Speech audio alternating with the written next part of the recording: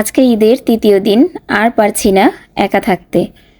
তো বের হয়ে গেলাম নিজের গ্রন্থে যাওয়ার জন্য, ছোট থেকে বড় হওয়া যে বাড়িটা। আসসালামু আলাইকুম সবাইকে, ঈদ মোবারক। কেমন আছেন সবাই? আশা করছি অনেক ভালো আছেন। আলহামদুলিল্লাহ, আমরাও সবাই অনেক ভালো আছি। তো রিক্সার জন্য দাঁড়িয়ে আছি, আর রিক্সায় পাওয়া যাচ্ছে না, আর অনেকটা হালকা হালকা বৃষ্টি পড়ছিল। তো রাস্তাটা এতটা ফাঁকা, সচরাচর মানুষ দেখাই যাচ্ছে না। ঢাকা শহরে মনে হয় মানুষ নাই বললেই হয়। তো অনেকটা সময় ওয়েট করার পরে রিক্সা করে নিলাম। আর আমি তো রিক্সা ছাড়া চলতে পারি না, কারণ সিএনজিতে উঠলে আমার সমস্যা হয়। আর এই যে দেখেন কত পরিমাণে বৃষ্টি হচ্ছে, তো একদিক দিয়ে ভালো লাগছিল যে বৃষ্টি দিয়ে বাবার বাড়ি যাচ্ছি, আর অন্য দিকটা খারাপ লাগছিল যে রিক্সাওয়ালা মামার জন্য। রিক্সা চালাচ্ছে কতটাই না কষ্ট করে, ভিজে ভিজে। টাকার জন্য মানুষ কত কিছুই করে। আমি সবসময় একা, আর আমাকে একাই চলাফেরা করতে হয়, আর আমার বাচ্চারা আছে, তাদের সাহারা নিয়েই আমি সব কিছু করি। তো এই ছুটির দিনেও কিন্তু আপনাদের ভাইয়াকে সামনে পাই না, আর কোথাও যাওয়ার জন্য কিন্তু ওনাকে নিয়ে যেতে পারি না, তাই আমাকে একাই যেতে হচ্ছে। আর বাংলার প্রাকৃতিকটা কতটা সুন্দর দেখেই কিন্তু মনমুগ্ধকর হয়ে যায়। তো পরিবারের সঙ্গে যখন সময় কাটাই, আসলে তখন কিন্তু নিজের কথা নিজে ভুলে যাই যে আমারও একটা সংসার আছে, স্বামী আছে, সন্তান আছে। কারণ আমরা মেয়েরা সব সময় পরিবারের সবাইকে কিভাবে হ্যাপি খুশি রাখবো সেটাই চিন্তা করি। তো ঈদের সময়টা কিন্তু আসলে অনেক ভালো কাটে সবারই। আমার কাছে কেন জানি ঈদের সময়টাকে অনেক বোরিং লাগে। আসলে আমি তো আমার প্রিয়জনটাকে কাছে পাই না, সেজন্যই হয়তোবা একটা সময় অনেক খারাপ লাগে। তারপর নিজেকেই নিজে মানিয়ে নেই, নিজেকেই নিজে সান্ত্বনা দিয়ে ফেলি, আমাদের মেয়েদের জীবন এভাবেই চলবে। আজকে হয়তোবা নিজের মনের আবেগ প্রকাশ করে ফেললাম, কারণ আমি চাই না আমার মতো কোনো মেয়ে তার প্রিয়জনকে কাছে না পাক। বিশেষ যে দিনগুলা সবাই তার পরিবারের সাথেই কাটাক, সেটাই আমি চাই।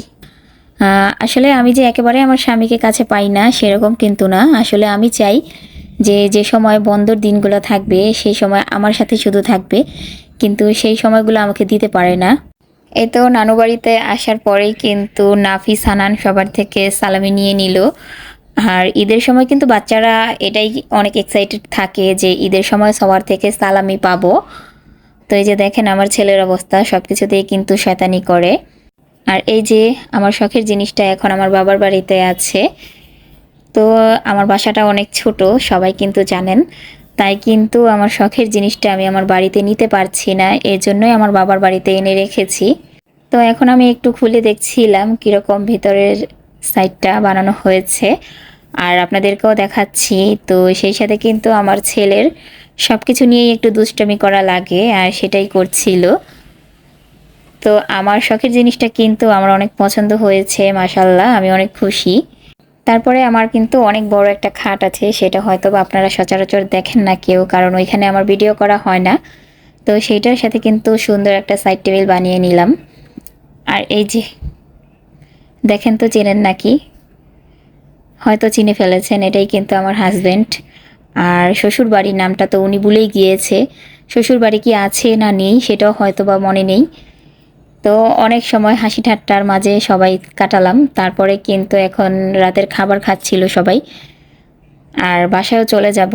তো এক সময় ভাবছিল আপনাদের ভাইয়া যে আমাকে এখানে রেখে যাবে, কিন্তু আমি চাচ্ছিলাম না যে আপনাদের ভাইয়াকে রেখে একা থাকতে, তাই কিন্তু সবাই আমরা চলে যাব। আর আমাদের সাথে কিন্তু আজকে আমাদের তাইবাও যাবে। তো সবাই এখন খাওয়া দাওয়া শেষ করে নিচ্ছে।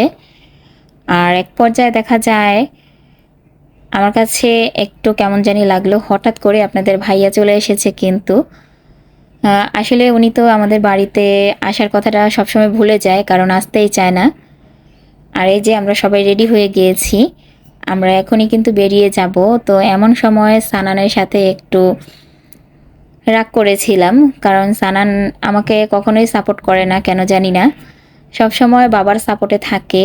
তো তাই আমি বলছিলাম, আমি তোমার সাথে কাটটি, তোমার সাথে আমার আর কোনো কথা নেই, তুমি আমার সাথে কথা বলবা না।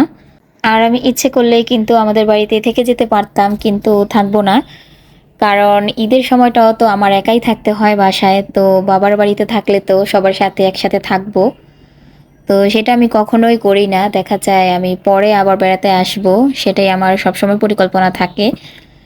তো আজকের মতো হয়তোবা আমার ব্লগটা আর বেশি বড় করব না। তো আপনাদের কাছে আমার ব্লগ আজকে কেমন লাগলো, আশা করছি ভালো লাগলে প্লিজ আপনারা সবাই আমাকে একটা সাবস্ক্রাইব করে দিবেন। আর আপনাদের মূল্যবান সময় দিয়ে আমার ভিডিওটা দেখার জন্য অসংখ্য ধন্যবাদ। আল্লাহ হাফেজ।